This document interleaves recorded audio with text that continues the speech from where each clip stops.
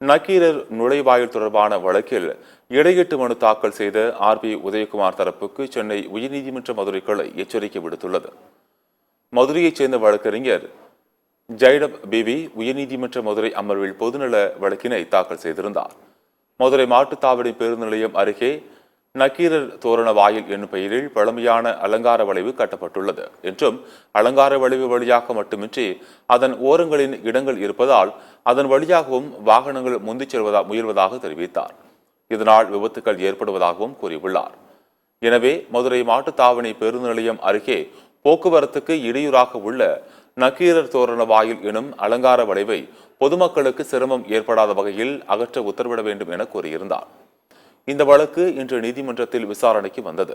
அப்போது வழக்கில் இடையீட்டு மனு தாக்கல் செய்த முன்னாள் அமைச்சர் ஆர்பி உதயகுமார் தரப்புக்கு நீதிபதிகள் எச்சரிக்கை விடுத்தனர். முன்னாள் அமைச்சர் விரும்பினால் சாலையில் இருபுறமும் உள்ள நிலங்களை வாங்கி அரசுக்கு தந்து நுழைவாயிலை பாதுகாக்கலாம். அரசு ஒப்படைத்த நுழைவாயிலை பாதுகாத்து போக்குவரத்துக்கு நெரிசலை குறைக்கலாமே என்றும் நீதிபதிகள் யோசனை வழங்கினர். மதுரையை சுற்றியுள்ள அனைத்து நுழைவாயில்களும் வரலாற்றை நினைவு கூறும் வகையில் அமைக்கப்பட்டுள்ளன.